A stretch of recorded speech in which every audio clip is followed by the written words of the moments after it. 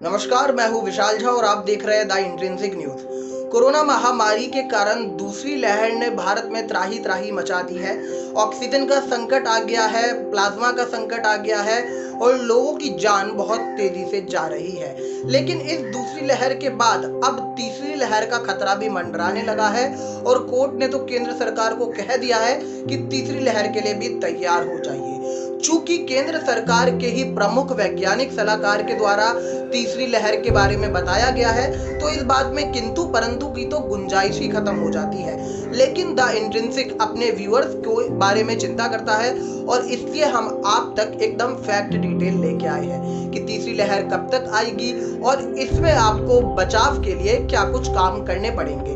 देखने वाली बात जो तीसरी लहर में होगी वो ये कि केंद्र सरकार इसको लेके कितनी तैयारी करती है और इसी के साथ इस सूचना का उपयुक्त इस्तेमाल करते हुए हम उस तीसरी लहर के आने से पहले खुद को और पूरे तंत्र को उसका सामना करने के लिए किस हद तक तैयार कर पाते हैं। पहली लहर के बाद 6 महीने से ऊपर का वक्त मिलने के बावजूद हमने दूसरी लहर की आशंका को जिस तरह से भुलाए रखा वह सचमुच ऐतिहासिक है। न केवल हमारे तंत्र ने ऑक्सीजन जैसी आवश्यक वस्तु का उत्पादन और उसकी आबादित आपूर्ति सुनिश्चित करने की कोई अतिरिक्त तैयारी नहीं की, बल्कि आम लोगों को भी इसके लिए मानसिक रूप से तैयार करने की जरूरत नहीं महसूस की गई। दूसरी बेहद खतरनाक लहर आ सकती है।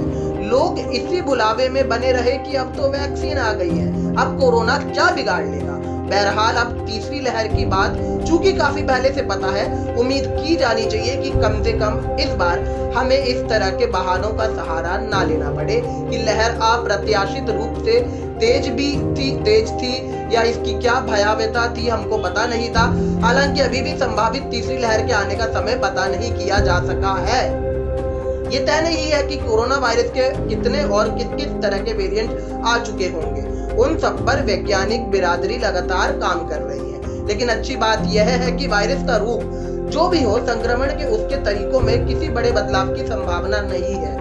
इसका मतलब यह हुआ कि बचाव के तरीके लगभग वही रहेंगे, यानी दूरी बरतना, लोगों के निकट संपर्क में नहीं आना, मास्क पहनना, बार बार हाथ धोते रहना और हाँ, बारी बारी आने पर अपनी वैक्सीन जरूर ले लेना। ये ऐसा उपाय है जिन पर सतर्क अमल सुनिश्चित करने की जरूरत हर एक व्यक्ति को है, मगर पर्याप्त वैक्सीन का उत्पादन और उसकी सप्लाई सुनिश्चित करने, आवश्यक दवाओं की उपलब्धता बनाए रखने और मरीजों के लिए ऑक्सीजन, हॉस्पिटल में बेड, डॉक्टर, स्वास्थ्य कर्मी वगैरह का इंतजाम करने की जिम्मेदारी सरकारी तंत्र की ही बनती है।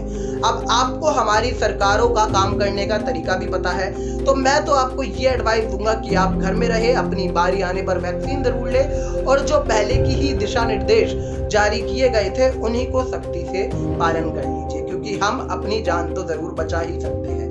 अगर आपको किसी और टॉपिक पे वीडियो चाहिए तो हमें कमेंट में बताइए और अगर आप चैनल पे नए हैं तो द इंट्रिंसिक न्यूज को सब्सक्राइब करिए ताकि हम आपके लिए ऐसे ही नए नए फैक्ट लेके आते रहें। धन्यवाद।